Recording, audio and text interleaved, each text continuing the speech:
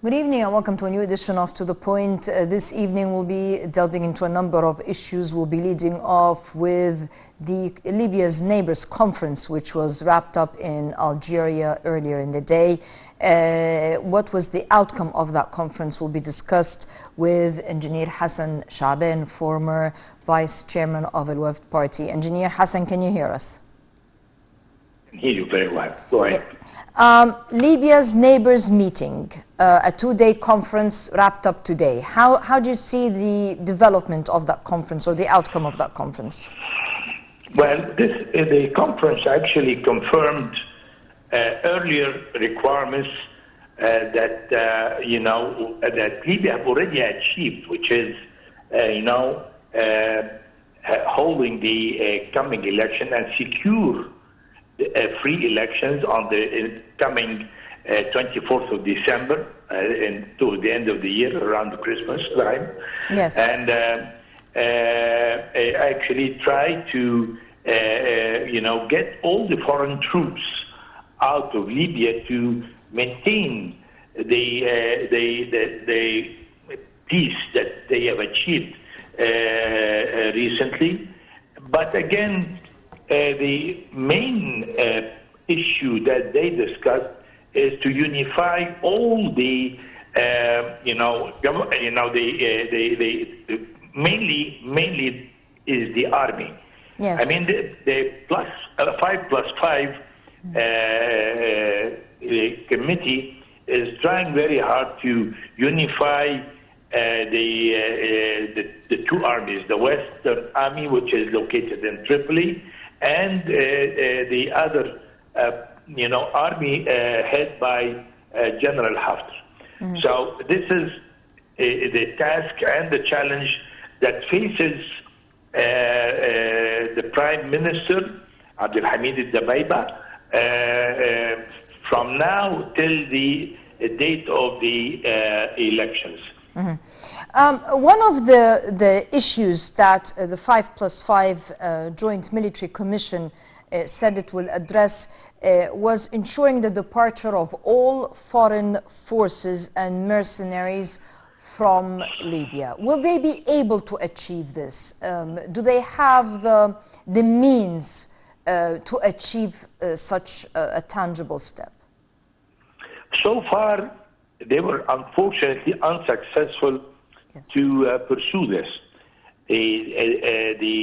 All the foreign troops in Libya still as is, mainly the Turkish troops. These troops actually came under a certain agreement that former Prime Minister Mr. Fayez Sarraj actually signed an agreement with Turkey to have all these troops in Libya. So the Turkish government is claiming that this is an agreement government to government. They're not really intervening and interfering in the Libyan affairs. They were invited. So I think the parliament should do something about this. I think it will require interference from the foreign powers in the West. Maybe if the U.S. will interfere, it might help, because the Turkish troops are there, and I think it looks like as if they're going to be there till the next elections. Also, there is some Russian troops, actually, private. It's not really governmental troops, actually. It's private sector. I wouldn't call it mercenary, but they deal with terrorist groups. So actually, Libya is swarming with interference from foreign troops. Yes. Can an entity, can they actually succeed in getting those foreign entities outside the country? And can we actually have any unification of the Libyan rank and file should foreign presence continue on Libyan soil? Well, I think in order really to consider getting out these troops, I think the U.S. should get involved, and I think also Russia will have to get involved as well, and an agreement should be made. Actually, unfortunately, the issue in Libya reflects how weak is the Arab League actually. If the Arab League was strong enough, they would have actually interfered in Libya a long time ago, and solved the problem. But unfortunately, all these foreign troops are there in Libya because Libya is a very lucrative prize for everybody. I think foreign powers like the U.S. and Russia and France and Italy should actually guarantee the withdrawal of all these foreign troops. Unless they do this, it will be very difficult for these troops to leave till the coming elections. Should we have foreign presence in Libya until the scheduled elections for December 24th? Do you see it possible to actually have those elections on time? I think elections will take place actually on time. All of the Libyans are looking forward for this date, the 24th of December. What happens after the elections is the issue.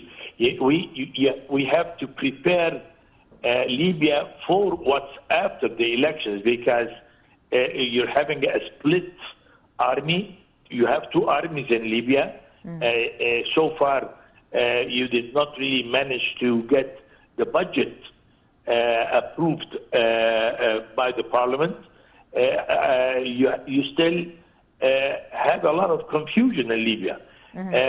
I think by the coming elections, unless, as I said, the main powers that I mentioned earlier will guarantee free elections and withdrawal of all the foreign troops out of Libya, it will be not possible, because the Libyans so far have very difficult time to convince one another to unify the army, for instance.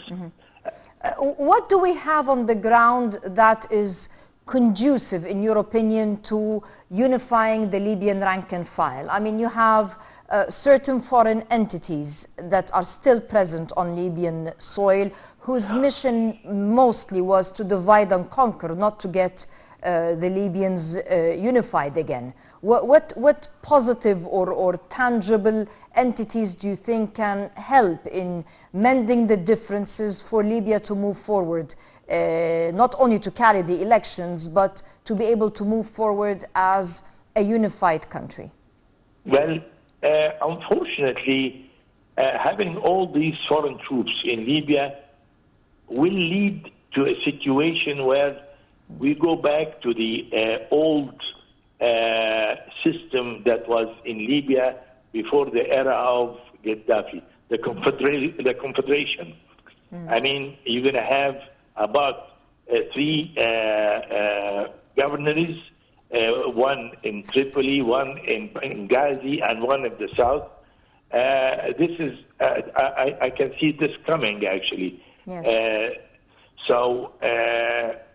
This is to avoid even having Libya to be split once and for all. A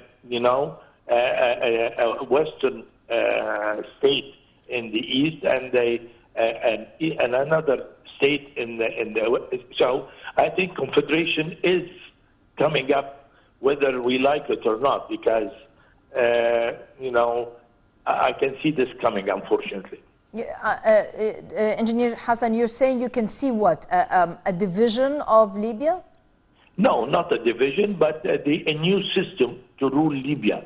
The confederation between the three governors, one in the east, one in the west, and one in the south, which was the old system during the King Sunusi time. Libya was a confederation. Wouldn't this weaken the country? Pardon me? Wouldn't this sort of divide the resources and weaken the country? No, I don't think so. I think if this happens, the Libyan wealth will be divided to develop all three confederations, actually, because in the past, I think Tripoli, had the biggest share of development, and the east was a little bit neglected, and of course, the south was not really as lucky as the other two confederations. So I think if the budget is divided in a fair way, I think it might be fair to all the parties because I see this coming, whether we like it or not. The Libyan foreign minister said in a statement that concentrated international efforts is needed at this juncture to ensure that there is stability and security in Libya. What does he mean by international efforts? This is what I meant when I said, international efforts should involve the U.S., the UK, France, Russia, and Italy. And of course, I didn't really mention Turkey because I think Turkey will get instructions as a member of the NATO to withdraw if all these foreign international powers actually agree to guarantee the sovereignty and the stability of Libya. I think all the foreign troops will leave once the international community says so. So, yes, international interference is very much required at this stage, actually. Engineer Hassan Shaaban, in your opinion, what does Libya desperately need right now to be able to move forward in constructive steps to rebuilding the old glory again? Well, I think they require a new constitution, reflects the reality. I think all the Libyans will have to realize that unless they get all together and, they will not see the unified Libya that we used to see. They all need to realize that they are responsible for what's coming in the future. It's a tribal community, and I think, they're going to have to wise up very soon because it is not really advisable to maintain this instability. Till today, in the south of Libya, you have foreign troops that came from Western Africa, ISIS, still there, close to Sabha and Obari. Yes. And they're not doing anything. They're watching everything, what's happening in Libya. And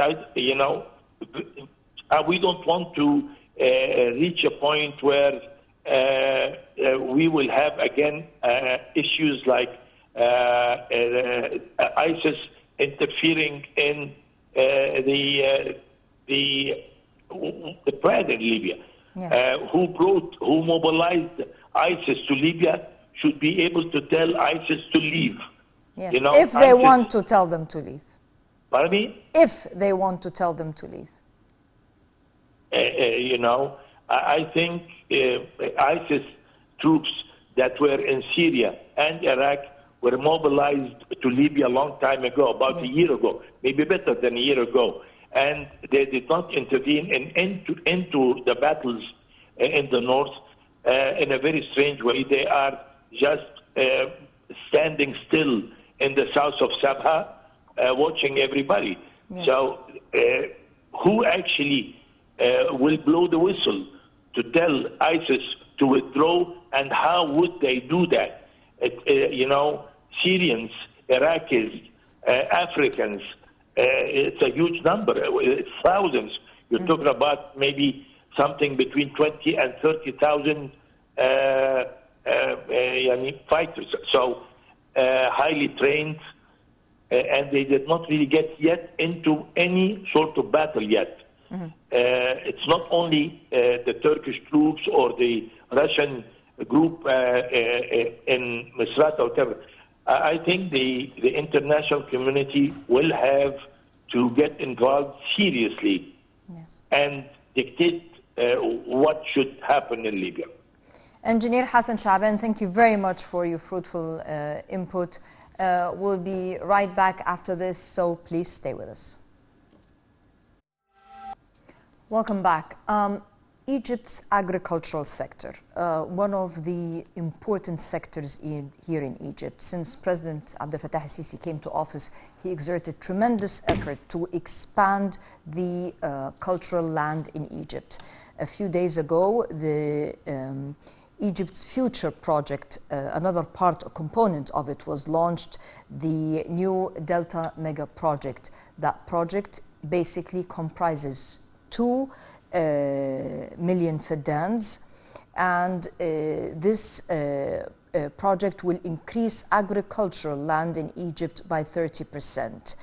With us to shed light on this issue is Dr. Raouf Ghafer, an economic expert. A pleasure to have you with us. Dr. Ghafer, can you hear us?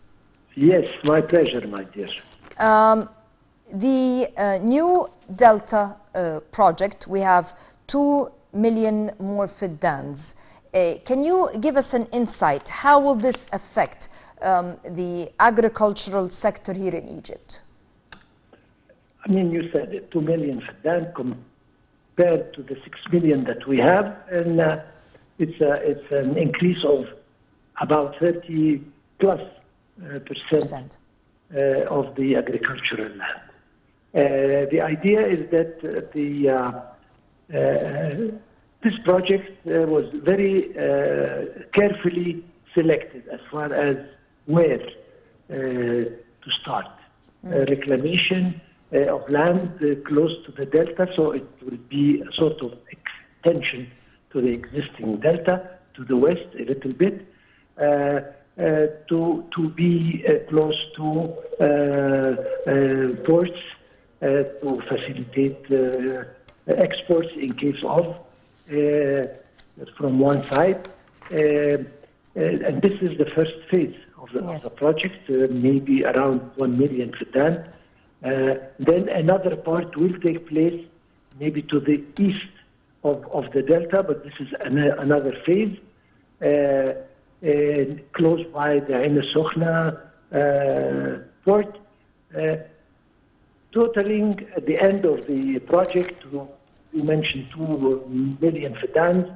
I think it's going to be between 2 and 2.2 million fiddans at the end of the day, using the most advanced irrigation methods, aiming to use as little water as possible, because, you know, we have a problem with water a little bit, so we need to rationalize our irrigation methods. So these new reclaimed land will use a very sophisticated and very advanced irrigation method to just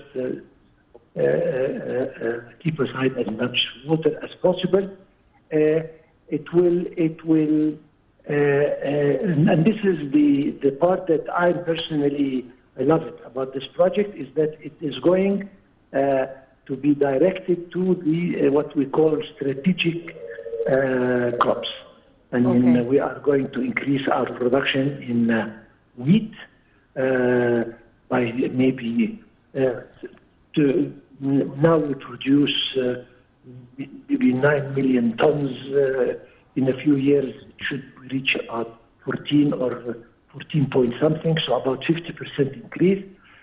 We are going to increase our production of corn again. This is very important. I mean, all the crops and the products that are directed to the consumption of the Egyptians. And this, again, is very important because, as we know, we have to feed ourselves and be self-sufficient as far as food is concerned and depend on ourselves for our production. So this, again, is one of the features that are very good about this project. Dr. Ghaffar, how self-sufficient will be? Because you raised a very, very important issue, which is self-sufficiency when it comes to food. How will this project contribute, as in will we be fully self-sufficient, so to say, in strategic commodities by the time we complete this project? We hope.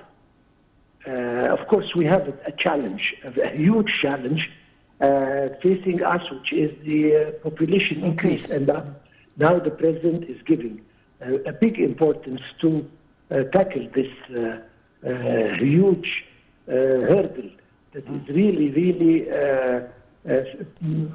making big problems for our development and hindering our, of course, development. So I think that if we can achieve, not necessarily, of course, we all hope that we can achieve full sufficiency, but if we can increase the quantity of our products by the numbers that I just mentioned, I think this is, I consider it a giant leap towards the achievement of our, of course, dream of being self-sufficient as far as food is concerned. But at least we can cover 50, 60, 70. The percentage, when it goes up, it makes us more confident and happier. So I hope that we reach self-sufficiency. But if we don't, at least we come as near as possible to it. Once you do a project, a mega project like that, it involves a number of elements. Roads, water facilities, even factories for manufacturing, and importantly as well is our job opportunities. How will this affect the job opportunity sector here in Egypt, if we can put it that way? You said it right. One, the best thing about mega projects is that they employ a lot of people. Yes. And we have managed so far over the last years to decrease the unemployment rate and bring it down from 14, 15% to now 7%. With such mega projects taking place, we aspire to reach less than 7%, 6%, 5%. First of all, as you said, it will give job opportunities for a lot of Egyptians.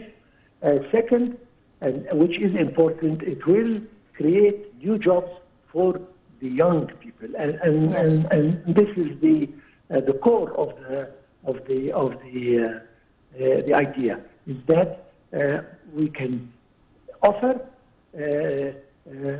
respectable jobs to young people, help them build their future and live a respectable and easy life. So this is, again, one of the big assets of mega projects.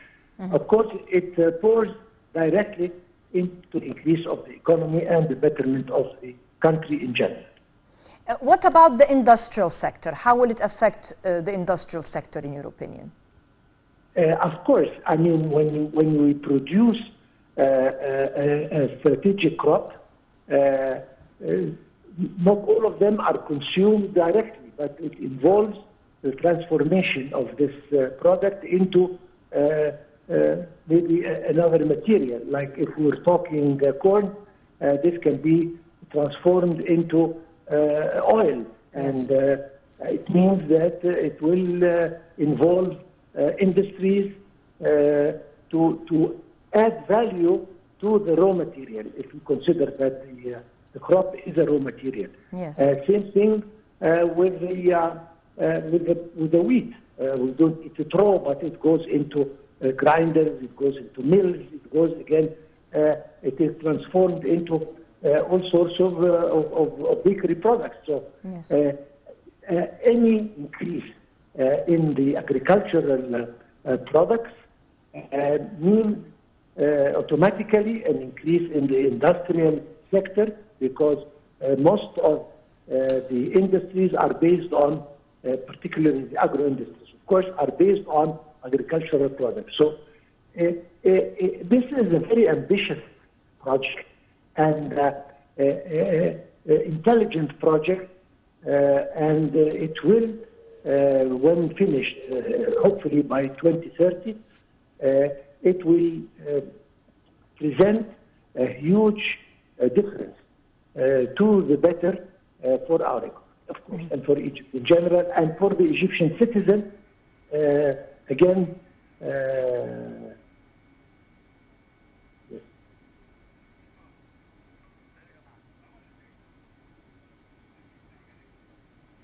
Dr. Raouf, can you hear us? Yes. I said these kind of projects are very beneficial for the economy, and they serve the economy in a lot of ways. You mentioned, right, that to move the product from one place to the other, you need roads, and these will be built. As a matter of fact, the roads are now, the network of roads in Egypt is increasing every day, according to the latest construction norms, international, of course. And I mean, as you said, it serves the economy in all aspects and in all domains. Dr. Raouf Ghaffar, thank you very much for your fruitful input. Stay tuned. We'll be back with more on To The Point. Welcome back. The economic reform program, Egypt has a very, very ambitious program it is executing. How will that affect us, and how does it fit within our overall or comprehensive strategic vision for 2030? With us on the line to comment on that is Dr. Passant Fahmy, former member of the Egyptian Parliament. Dr. Passant, can you hear us? Yes, I can hear you. Thank you. As we talk on a almost daily basis, we hear of mega projects being inaugurated. We've had a lot of new cities, projects in various sectors. We've had a revamping of the energy sector, roads, infrastructure, agriculture. The president just launched the New Delta project a few days ago. I mean, as we talk, the pace is very, very fast. Even a facelift of the historic Cairo, for example, is taking place. How is all this going to be reflected by 2030 in our economy? Where are we going to be? Because this is what the average layman is saying. It's a tough road that we're treading right now. What will be the fruits a few years from now? We will be in a totally different country. The plan which has been put in place is a very professional and comprehensive one.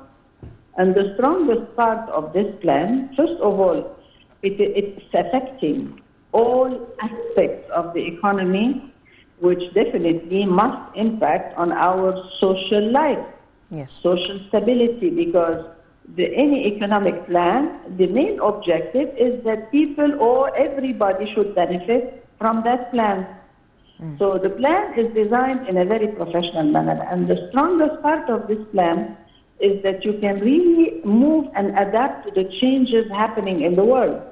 Now, when the whole world was affected by COVID-19, we were able to change professionally with our clear vision as well, and that's why I say the plan is very well designed, so that if any changes could happen, you could immediately adapt. So when the changes happened in the world, we realized that the world will suffer, first of all, from a very big problem of food supply because of the change of climate. So we accelerated, in a sense, our food project, meaning the green economy and the blue economy, and the industries based on them.